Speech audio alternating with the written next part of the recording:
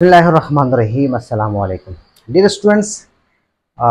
Structure of muscles पे बात हो रही थी। तो हमने पहले भी बताया था कि हम दो पॉइंट्स जो है उन पे फोकस करेंगे। एक ये है कि कॉन्ट्रेक्टाइल टिश्यू क्या होता है। तो कॉन्ट्रेक्टाइल टिश्यू पे तफसील से बात हुई है, ठीक है, डिटेल से डिस्कशन हुई है। तो आज बात करते हैं सपोर्टिंग टिश्यू। ये सेकंड पार्ट ऑफ स्ट्रक्चर है, ठीक है। तो सपोर्टिंग टिश्यू ऑफ मसल्स पे आज बात होगी।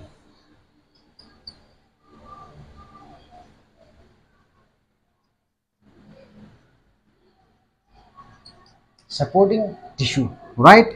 सपोर्टिंग टिश्यू दरअसल वो कनेक्टिव टिश्यू होता है जो कि आपके मसल्स को ऑर्गेनाइज रखता है, ऑर्गेनाइजेशन में हेल्प देता है, यानी कि प्रॉपर शेप उसको देता है, प्रॉपर स्ट्रक्चर देता है, जिसकी वजह से प्रॉपर फंक्शनिंग करता है। तो एक ख़ास जगह के साथ फैक्स रखता है। तो ये किसका काम है? सपोर्टिंग टिश्यू का। सपोर्टिंग टिश्यू में हमने काफ़ी बातें हुई भी है लेक्चर के बीच बीच में, लेकिन इसके लिए अलग क्लास फिर से लेते हैं, ठीक है। फॉर एग्जांपल ये आपका एक मसल है, इंटायर मसल है, ठीक है, एक कंप्लीट मसल है लाइक बाइसेप, ठीक है जी। इस बाइसेप को अगर आप देखें,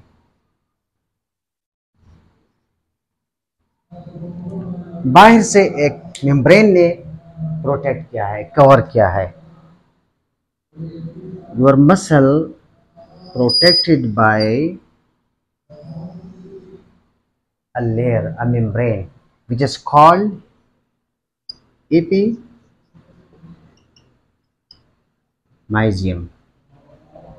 राइट। एपिमाइजियम यानी एक मसल्स को, पूरे मसल्स को बाहर से किसने कवर किया है? एपिमाइजियम ने। फॉर एग्जांपल ये एक मसल्स है, इसका जो वाइट वाला एरिया है ये इसका आउटर कवर है, तो ये एपिमाइजियम है। फॉर एग्जांपल ये क्या है? एपिमाइजियम है। अब जब हम इसको थोड़ा खोलते हैं तो इसके बीच में हमें फिर कुछ नज़र आता है। इस तरह यहाँ पर भी होता है। एक मसल्स बहुत सारे फेसिकुलाई से बना होता है, फेसिकल से, ठीक है। फॉर एग्जांपल ये बहुत सारे फेसिकल हैं, इसमें से एक फेसिकल को हमने ले लिया। ये एक फेसिकल है, क्या है जी? ये एक फेसिकल है। सॉरी यार, इस तरह नहीं होता है, इस तरह होता है, ठीक है। ये एक फेसिकल है। अब फेसिकल के ऊपर जो लेयर पड़ी है, जो मेम्ब्रेन पड़ी है, इसे क्या कहते हैं? यहां पर उसे कहते हैं प्रीमाइजियम, राइट। फॉर एग्जांपल ये वो लेयर है, ये वो लेयर है, तो यहाँ पे इसे कहते हैं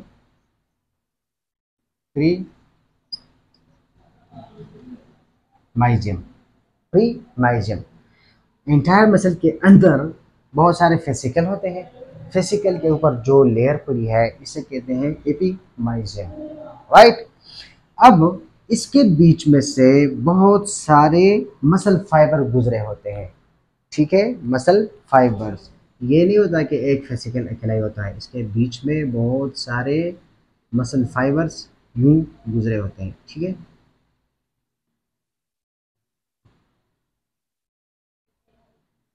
ये क्या है? ये मसल फाइबर्स है। यहां से हमने एक मसल फाइबर को उठाया। जब मसल फाइबर को हमने उठाया तो वो कुछ इस तरह दिखता है, राइट।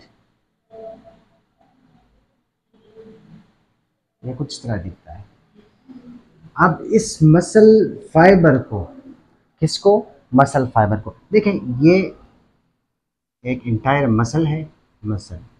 ये क्या है? ये है फेसिकल, फैसी फेसिकल या फेसिकुलाई, ये फेसिकल है। ये क्या है? ये मसल फाइबर है, मसल फाइबर। मसल फाइबर को जिस लेयर ने कवर किया है उसे यहां पर कहते हैं,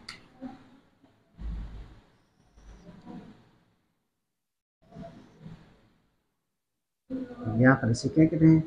इसे कहते हैं एंडोमाइजियम।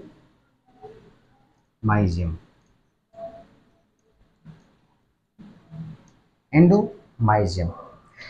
लेकिन बात यहाँ पर भी सिंपल नहीं होती। यहाँ पर यह बात रखें कि एक मसल फाइबर के अंदर बहुत सारे मायोफाइब्रल होते हैं, मायोफाइब्रल।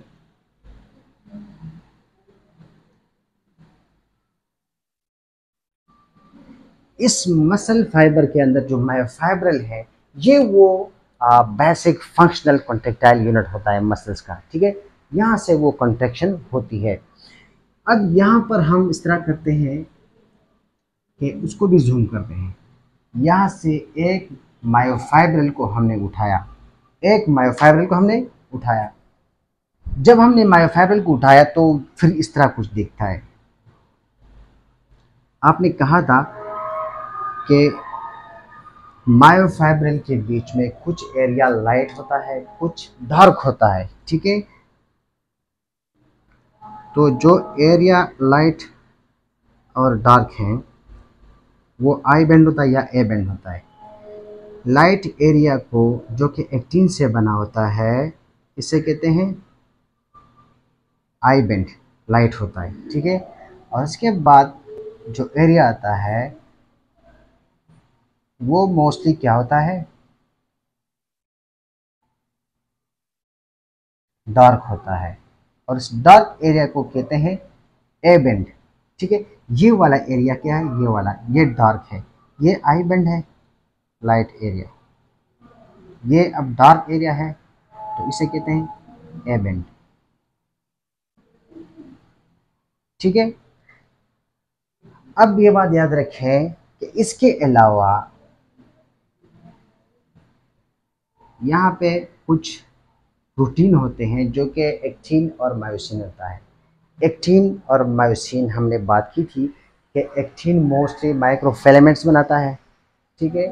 और मायोसिन जो है ये आपके बॉडी का जो एनर्जी होती है उसको क्या करता है, इंटरचेंज करता है, यानी कि केमिकल एनर्जी को मैकेनिकल एनर्जी में कन्वर्ट करता है, ठीक है। तो यही बातें कल हुई थी। अच्छा जी, इसके बीच में एच जोन होता है, एक एम लाइन होती है, और यहाँ पे एक और लाइन होती है जिसे कहते हैं जी लाइन। इसको मैं रेड कलर से बनाता हूँ, जी लाइन, ठीक है। ये वाला और ये वाला, ये वो जी लाइन है, यानी कि जेड लाइन है, ठीक है, Z line.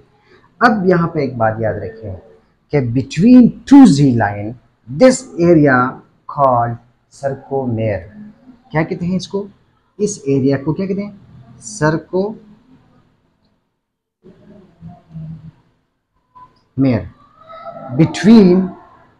between two Z line this area called sarcomere।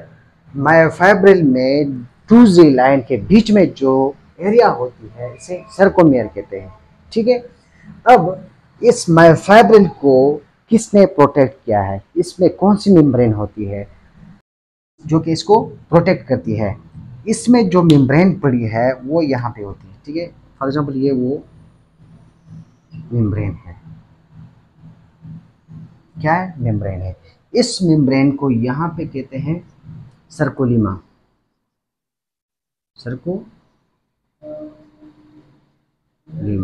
Cell membrane कहा करते थे, ठीक है। लेकिन यहाँ पे इसको सर्कोलीमा कहते हैं, सर्कोलीमा। एक सर्कोलीमा के नीचे बहुत सारे न्यूक्लियाई पड़े होते हैं, ठीक है। उसके साथ साथ सर्कोप्लाज्मिक रेटिकुलम वगैरह भी पड़े होते हैं जो सेल्स में होता है, उस तरह गनील्स यहाँ भी पड़े होते हैं, ठीक है। अब एक बात यहाँ पे और याद रखें कि सर्कोलीमा इनक्लोज सर्कोप्लाज्म, सर्कोप्लाज्म इसके बीच में जो फ्लूइड होता है, ठीक है, यानी कि जो मायोफाइब्रल के बीच में जो फ्लूइड होता है, ठीक है, यानी सर्कोलीमा क्या करता है, उस फ्लूइड को प्रोटेक्ट करता है कि ये फ्लूइड बाहर फ्रीली मूवमेंट इसमें ना हो, ठीक है।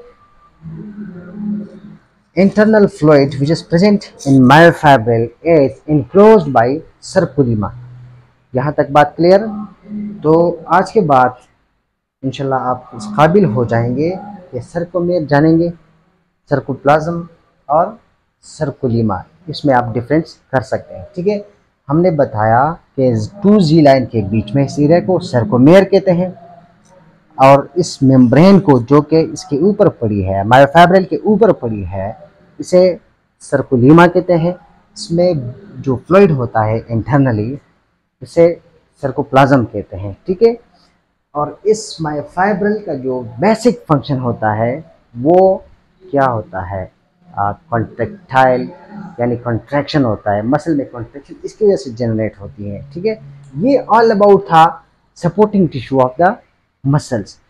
यहाँ पे बात क्लियर हो गई, लेकिन अब बाहर देखते हैं, मसल से भी थोड़ा बाहर जाते हैं कि जब मसल्स का ये जो सपोर्टिंग टिश्यू होता है ये कंटिन्यू होता है कहाँ तक, ये कंटिन्यूसली इस तरह जाता है टेंडन तक, ठीक है। ये टेंडन है, फॉर एग्जांपल आपने पढ़ा था कि टेंडन क्या होता है, रूफ लाइक स्ट्रक्चर होता है, रस्सी जैसा एक स्ट्रक्चर होता है, हार्ड होता है, सख्त, जिसका येलोइश कलर होता है, वाइट, ऑफ वाइट, ठीक है, जो कि इलास्टिक होता है।